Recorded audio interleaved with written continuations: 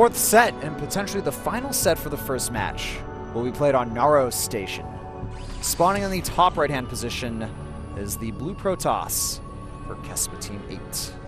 His name is Argo. It is up to this player from WOONGJIN Stars to save the team and also prevent the 4-0 from Kespa Team 8. His name is Free, spawning as Red Protoss on the left bottom position of the map. So we got some PvP here on Naro Station. If you expected anything else, you were going to be wrong. Well, if you're expecting something special later today between CJ and EGTL set number 6, it's a ZBP.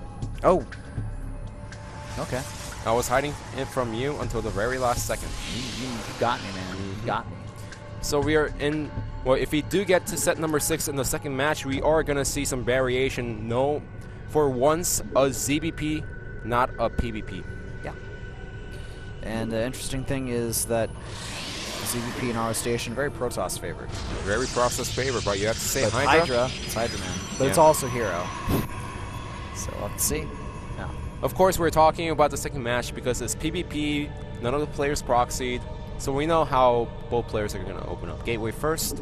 Yeah, get their gateways, their gases, maybe second gate, get their cores up, start researching Warp Gate, and then decide if they want to go into their Twilight tech or the Stargate tech, or maybe go for like a fast expand, and get Robo behind it. Those are pretty much the variations you'll see in PvP. Warp Gate's been dead for a while now, guys, so thankfully you don't have to watch that. I have to say, Free, when it comes to his build order, it wasn't crisp. Because you could definitely get a double assimilator up at 15 probes, when 15/18 supply. But he was waiting until 16/18 to get his double assimilator up. Which means that he's going to have much less gas compared to his opponent. Which means that his income is going to be slightly less, just slightly. Well, also note that he's mining from... Okay, now he's up to 2. I think it's a specific build order from him, though. He's probably doing that for a reason here, but that reason may not be evident. I guess he wanted to squeeze more minerals out compared to his opponent, and if you look at the minerals right now, he has about 20 more than his opponent. And you know what? If you think about it, WOONGJIN Star players, they love to go for the fast expand, so if they can get that expansion up just a little bit faster, you know, why not? I guess so. Yeah. Let's see. Got a Mothership Core on the way for Argo here. Free has made a Zealot. He's following up with a Stalker. Oh, interesting. Now we do have 3 probes in each Kaiser for both players, so we still need to wait and see what the players are going to go for. Well, we have the Twilight for Argo. Yes, Argo going to go for the Twilight Council, which is a popular choice amongst the Protoss players these days in this particular matchup. Yeah. Now with Argo not scouting the second gateway inside the main base, he can move out the Mothership Core safely, try to scout around his opponent's main base, but instead he's going to try to take out the tower. Yeah, go ahead and wall off at the natural there. And we could see a DT expand from Argo. It's very possible.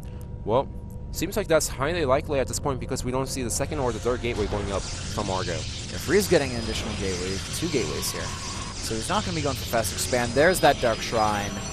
And Free, if he doesn't scout this, and he doesn't get any detection soon, then this attack may end up working. Well, do remember that Argo, his opponent Free, is going for some pressure build against his opponent, and he does have the Mothership Core trying to scout into the main base along with the Stalker, so it's up to Argo to deny the scouting until the very last second to hide the DT tech from his opponent. Yeah, that's going to be very crucial here. And he's got a second Stalker, making a proxy pylon. I actually really like that position. It's going to be hard to scout that. The Zealot and Stalker are going to move in here now, and the Mothership Core will be able to scout the main base, scaring away that Mothership Core for now. This is really crucial. Free, he wanted to get a scouting inside the main base, but the Stalker is in perfect position. position. Will they scout? Well, they're out of position. Are they going to scout?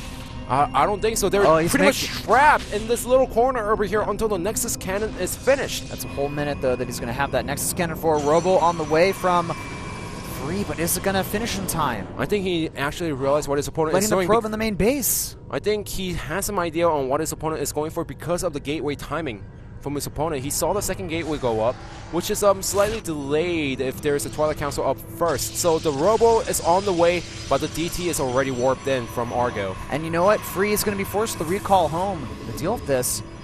He made 2... Free made 2 sentries, but they're too late. The DT going to move in the main base now, going to try to kill off some workers here. Will we have good micro from Free? Buy some time. Nice force field going down, but that also traps a lot of probes over there, which was an unfortunate mistake for Free. That's getting up to 4 probes, but look at this, even the Stalkers getting a lot of probes inside the main base. They're doing their best, putting a time warp down. The probes from both sides are getting picked off here. That pylon getting killed off. The DT now, it's gotten up to 9 kills. The worker count, 25 to 19. Argo in the lead. He only has a few DTs in his army now, and actually, the worker kill count here is very similar to both flares. Free continuing to do a lot of economic damage in Argo's main base as well. The DTs, you know, they're trying to scare away these units, but the Stalkers can compete with them for a while. And the biggest key point is the Mothership Core is actually Free's, not Argo's, which means that the Mothership Core has been getting up to 7 kills. Yeah, and actually the worker count, it's equalized here. No player has gained a big advantage from this. Significant advantage behind this. The only difference is Free saved his Mothership Core after sniping Argo's Mothership Core right away. And with the Observer over there, there's no way that the DT is going to get inside the main base right away. If he wants to break in, the only thing he can do is build an Archon and push his way up, but there's no charge loss behind it, so it's better for Argo to just play it safe, get an expansion behind this. Yeah, both players grabbing their expansions. Those DTs is going to have to back up here. He's going to have 3 total, though. That's a lot of DPS. Yeah. With some and a weird force field usage. I guess he was trying to trap the DTs. If you look at the force field right there, it could have trapped the DTs, but there was a little hex where the DT sneaked through. Right, Freeze, Mothership Core moving back. I think that Argo, he's going to use the Archon. Maybe he'll try to push up the main base here, but the Immortal is out. Yeah, when the Immortal's out, the Immortals actually do pretty good against Archons.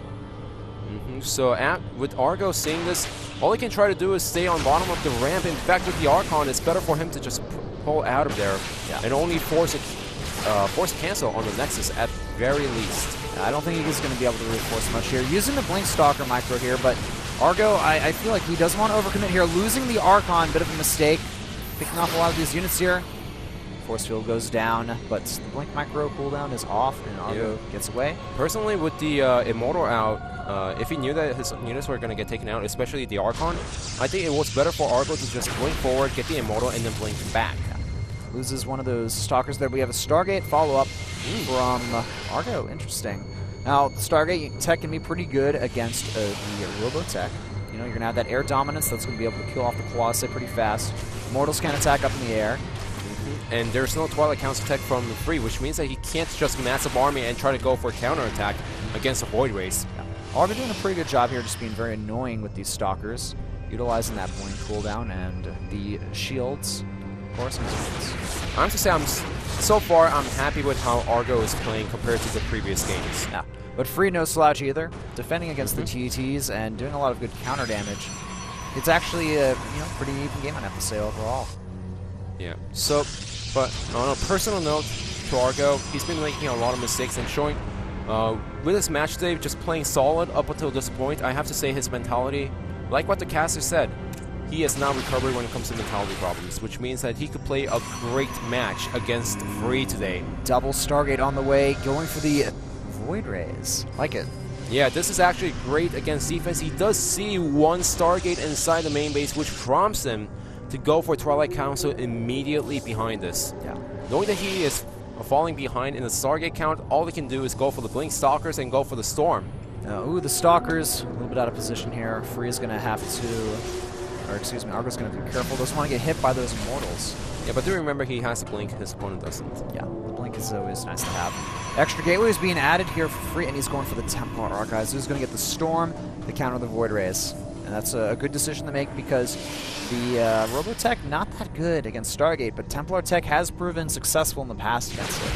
Yeah, in fact, when I play on, some players out there, they just decide to go for the Void Rays and they say, well, my opponent doesn't have any air army, I won the game. So they stop microing at that point, and that's when the Protoss players with the Sky Toss, that's when it's the weakest because the Storms, they really eat away on the Void Rays right away. Yeah. If you get perfect Storms on the Void Rays when it's clumped up, then the Protoss player with the Templars, he's just going to win right away.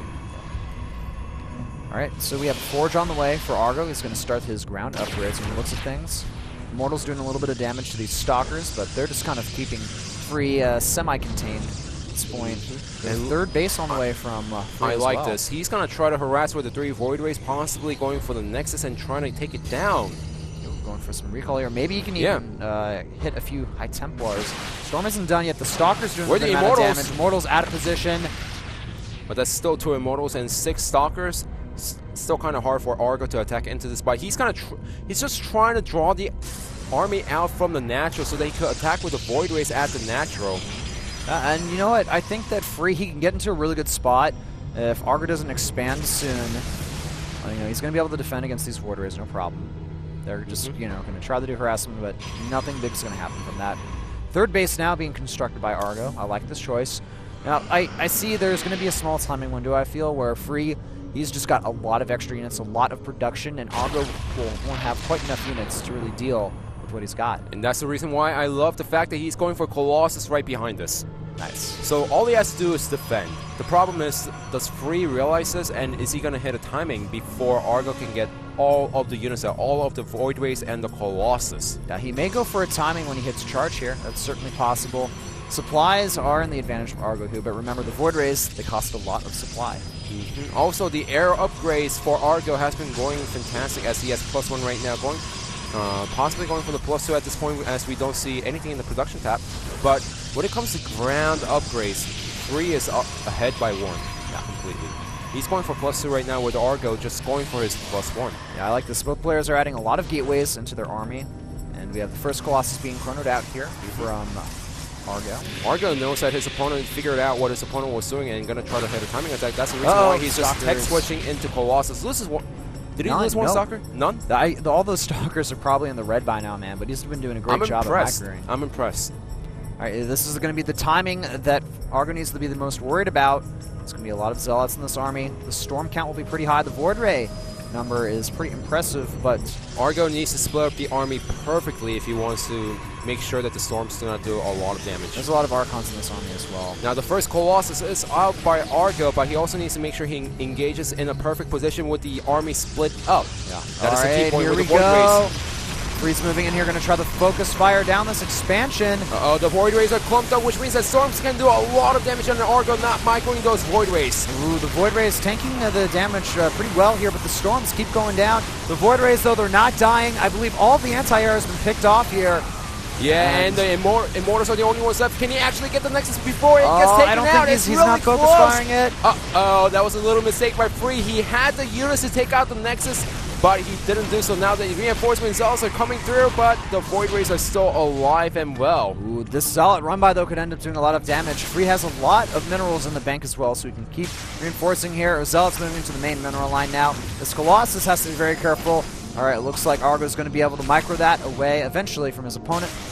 But the worker count, no, it's still pretty even. But that Nexus didn't die. It's very close, though. It really hurts because Free had it. Yeah. I think that it was a really close battle. The engagement's slightly better for Argo.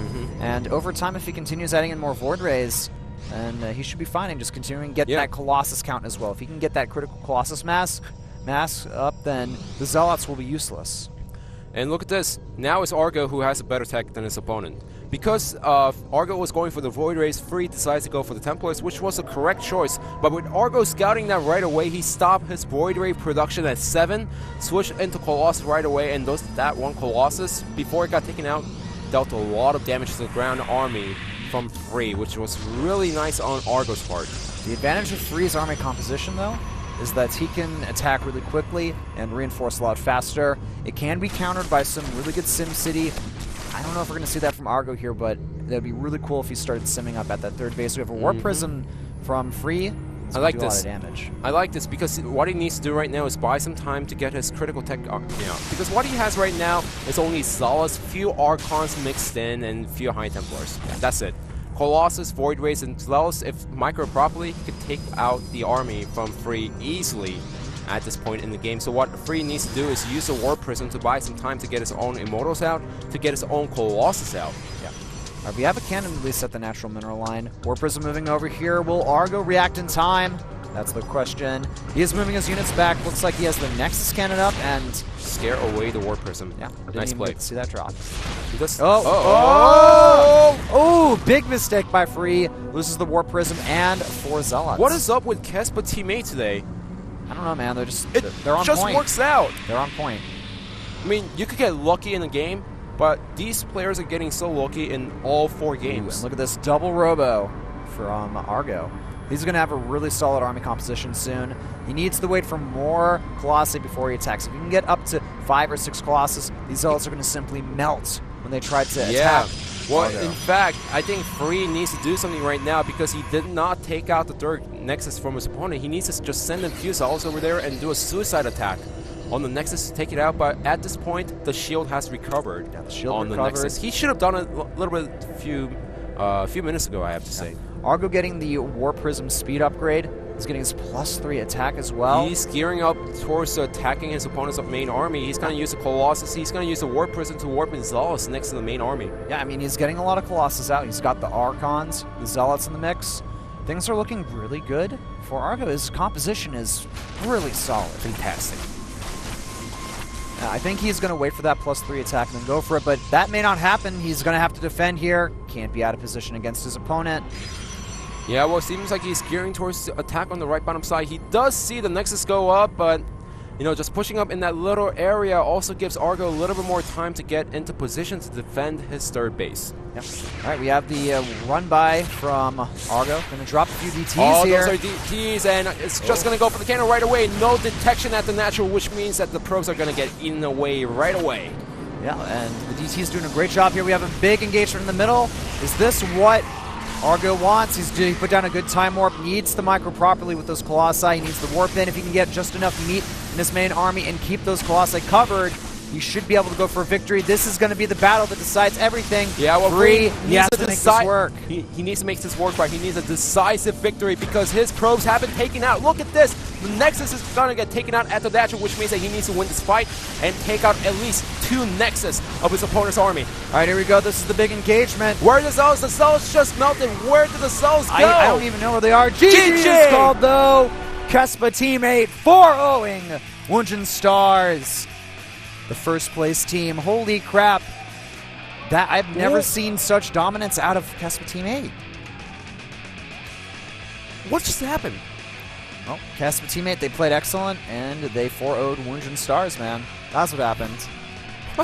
It seems like every time EGTL gets close to passing Kespa Team 8, they're like, all right, guys, we actually have to play well and make sure that EGTL can't pass us. I'm sorry I spoke Korean there, but I'm just really surprised at the result today. Yeah, well, it's Pro League. Anything can happen. You know, these are all professional teams with professional players. And the mentality from Kespa Team 8 looked really strong today. And vice versa for WOONGJIN Stars. I'm not surprised at the fact that they won 4-0. It can happen. But I'm surprised at the fact that they went for 4-0 in a dominating fashion against WOONGJIN Stars. Yeah, they basically seem just kind of like a step and a half ahead of their opponents every game. I mean, if you were to hide the players, hide the names, and give out 4 replays and say who won the series, everyone would have said WOONGJIN Stars. Oh yeah, of course. But yeah.